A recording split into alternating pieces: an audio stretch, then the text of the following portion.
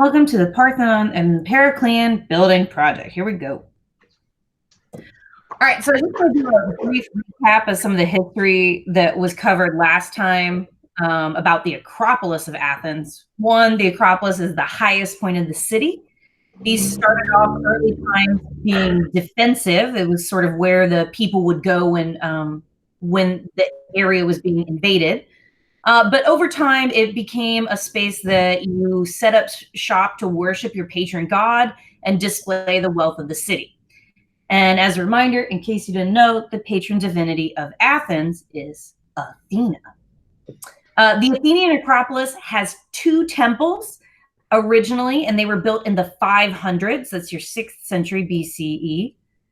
All of these temples were greatly affected by some historical events in the early 400s. First, you had the Battle of Marathon. This is where the Persian army comes over, lands about 26.2 miles north of Athens. The Athenians defeat them, and they celebrate by building a huge temple on the Acropolis. Then there's a second invasion. The Persians now come by land, and they get defeated they defeat the Spartans. This is memorialized in that wonderful movie 300 at the Battle of Thermopylae. They keep on going. They invade Athens itself. They actually make their way up to the Acropolis. They knock down the temples. They throw down sculptures. The Athenians flee, but they camp out at the island of Salamis, where they await the Persian fleet and defeat them in a naval battle. The Persian land forces are defeated by a group of Greeks at the Battle of Plataea, and everybody is happy. The Athenians then decide to form a league of Greek city-states to continue to defend Greek people against the Persian army or the Persian Empire. Over a 25-year period, this goes from a sort of voluntary membership to a mandatory one, where Athens used its power to force other cities to pay them money for protection, mafia style. And finally, in 454, Athens went straight empire and moved the treasury of the Delian League, which had been housed on the island of Delos, to Athens itself. The great statesman Pericles decided that they should use this money to rebuild the Acropolis destroyed by the Persians 30 years earlier, and to make it a monument of victory and celebration of the glory that is Athens. So it consisted of a beautiful marble entrance gate, a lovely little temple at the front for Athena Nike, the goddess of victory, a shrine to Athenian heroes, the Erechtheion, and then the jewel of the project, the Parthenon, a temple of Athena Parthenos. This was the ultimate victory monument. It was really meant to encapsulate in one building what Athens thought of itself, how important and impressive and powerful and wealthy and great it really was. While it celebrated Greek civilization as a whole, it really focused on the identity of Athens as this representation of all things good and amazing in light of uncivilized forces, monstrous forces like the Persians. So in every conceivable way, and we're going to break down all those conceivable ways that the Parthenon showed Athens as the best city ever. All right. Prior to the Parthenon, these are what earlier Greek temples look like. On the left-hand side, you got a temple of Hera as it stands today. And on the right-hand side, you have a reconstruction of the temple of Zeus at Olympia. These are just about 20 years prior to the Parthenon, and are pretty good representations. They're called the Doric order, which means they're sort of squatter. They sort of ride a little squatty there. They've got plain columns. They've got this standard measurement of 6 columns in the front, 13 down the long sides. They're usually made out of local material like limestone. And they have minimal sculpture added on, mainly at the front and sort of on the roofs.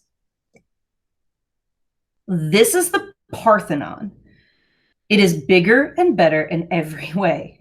It is bigger in its size. It is longer. It is wider.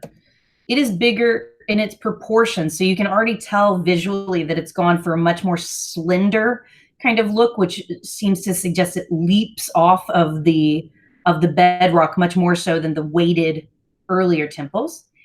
It is better in its material. The Parthenon is 100% marble as opposed to limestone.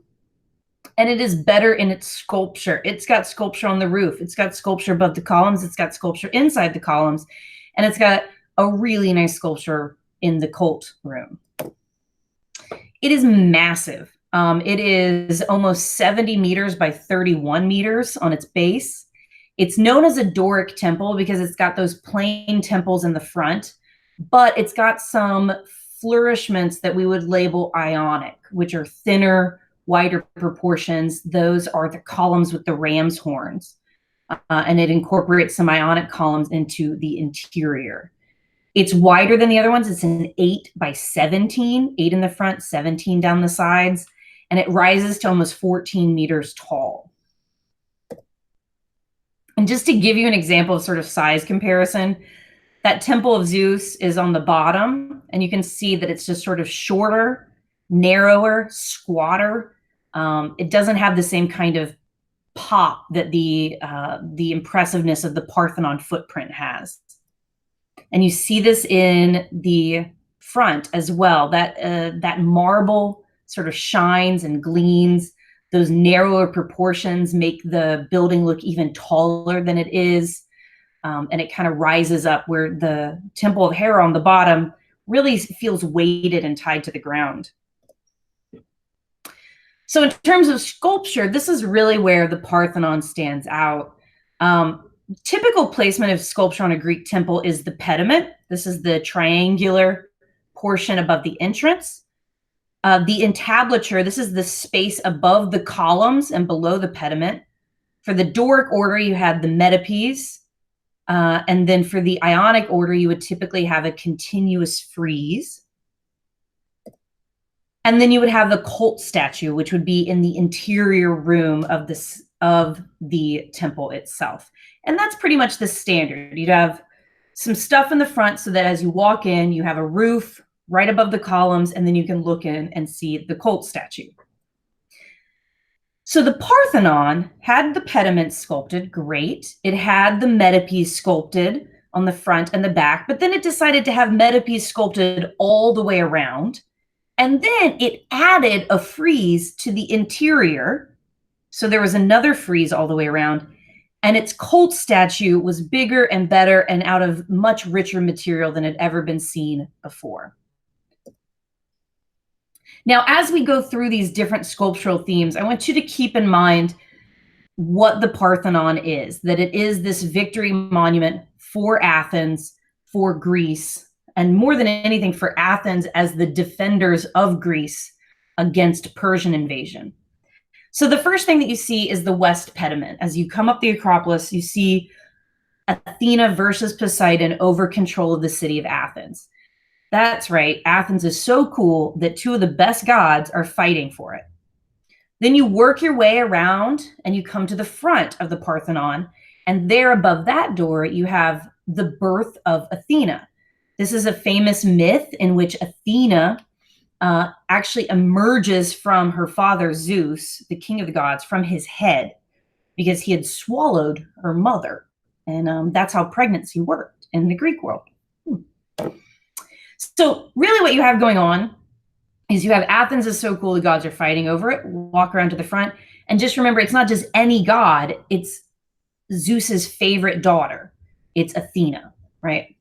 And I love this. These are all over Greek vases. Athena popping out fully armed from Zeus's head. So here's what those sculptures look like today in the Acropolis Museum, just some of the fragmentary remains that we have. And here's what they would have looked like in situ, that is in the actual location of the temple, how they kind of fit, and you can see how they're even sculpted and positioned to create that angle of the roof line. The metopes, these are the panel sculptures that sat above the columns. They follow 4 different battles, and each battle is another story about civilization conquering the uncivilized world. These are all mythology stories from the Greek canon of myth. On the south side, which is the best preserved, you have something known as the Centauromachy. This is the battle of the centaurs versus the Greeks, led by the Athenian hero Theseus. So these are Greeks fighting monsters, half horses, half man. On the east side, you have the Gigantomachy. These are the gods, Zeus, Dionysus, Apollo, Artemis, and of course Athena, fighting the mythical giants who are trying to overthrow the Olympians. So once again, you have sort of the representation of what is good and just and civilized, the gods, versus monsters. On the north side, you have the Trojan War. This is the famous battle between the Greeks and the Trojans, in which the Greeks are victorious.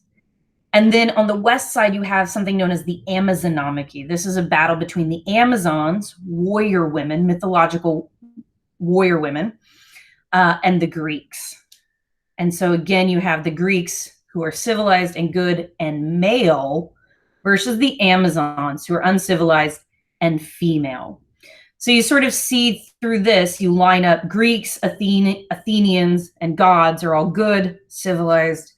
Monsters, animals, Trojans, and Amazons, so women, are all evil. And the other thing that the Trojans and the Amazons have in common is that they both mythologically live in the East. In fact, they live in what was then Persian territory. So you can really see the Trojans and the Amazons in particular kind of take on this role of standing in for the Persians. A lot of these monuments don't survive very well. So just to look, the Centauromachy survives wonderfully. Gigantomachy, no, not so much, but we do know parallels from vase painting and other sculptures. The Trojan War, even worse in its survival, but again, this was a really popular story to be represented on vases. And the Amazonomachy, also not in good standing, but a very popular motif. So we know what these panels would have looked like. We know the stories that they're telling us.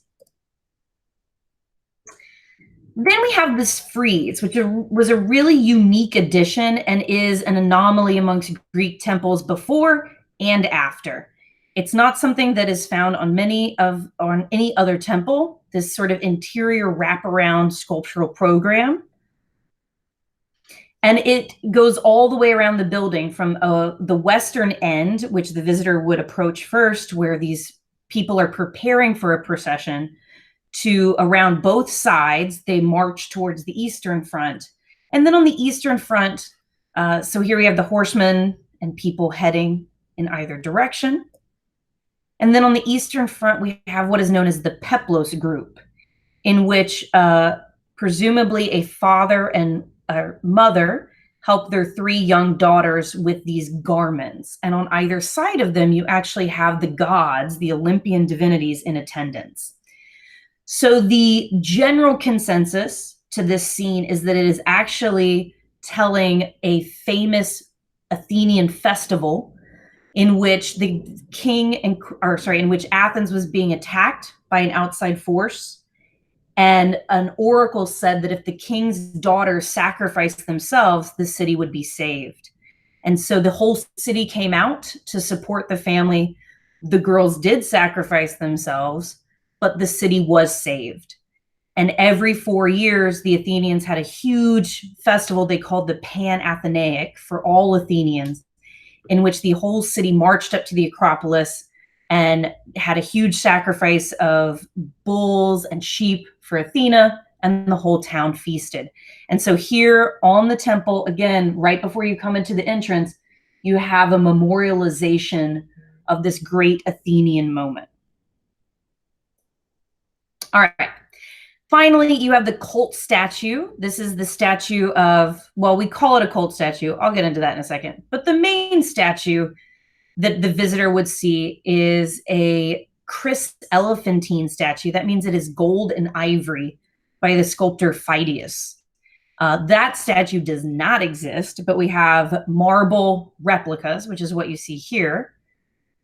However, we do have possible reconstructions as seen here. So gold and ivory, immensely, immensely expensive, 42 feet tall, towering, filling up the entire room, interior room of the temple.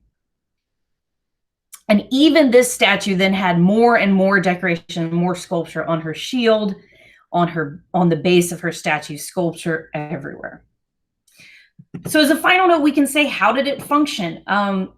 I said it's not actually a cult statue. We don't think the Parthenon was actually a temple, even though we often refer to it as one.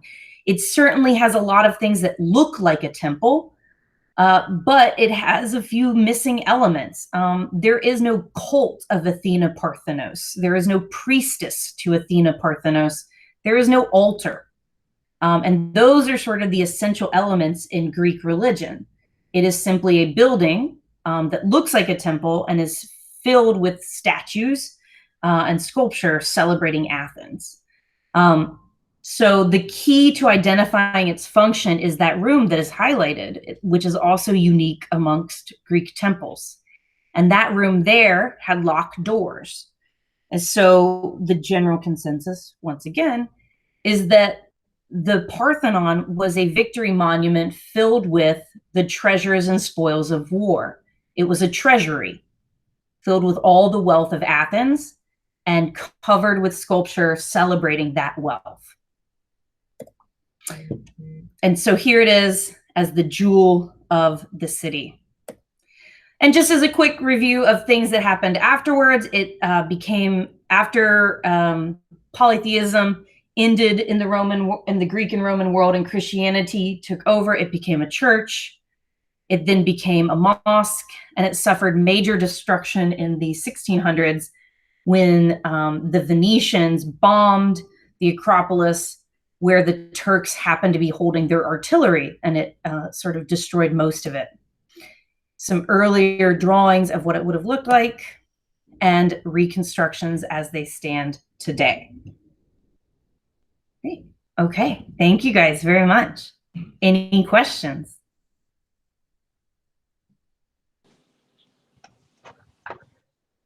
Hi, are you recording still? Yes. Well, I was just wondering what's your, well, this were related to the presentation, like what's your personal feeling on reconstructing these monuments and buildings as an archaeologist? Yeah. Yeah. Yeah, I think it's an interesting choice. Like, the Parthenon is a great one to have that debate on, because the original reconstructions that took place actually caused further damage. Because the first time they tried to reconstruct it, they used lead bars, piping to sort of hold it all together. And that quickly expanded with the humidity of Athens and started cracking the marble. So, you know, it's tough for me. These days, there are so many tools available. Like Julia was saying earlier with the virtual reality, there's so many other ways you can have people experience what was there without risking the damage to what actually remains. And I think we're really just now at a point that we can actually start taking advantage of that, that I don't even know if that was under consideration 20 years ago in a meaningful way. So I get that, you know, it was really hard for people that haven't studied these places to get something out of it that's impressive and meaningful, because it looks like a bunch of broken rocks. But at the same time, there's so many opportunities to like just damage it if you try to mess with it. I mean, Pompeii is a great example of this too. We let people in, and now it's falling apart in some places because millions of people visit it every year. Cool. All right, I'm gonna stop recording.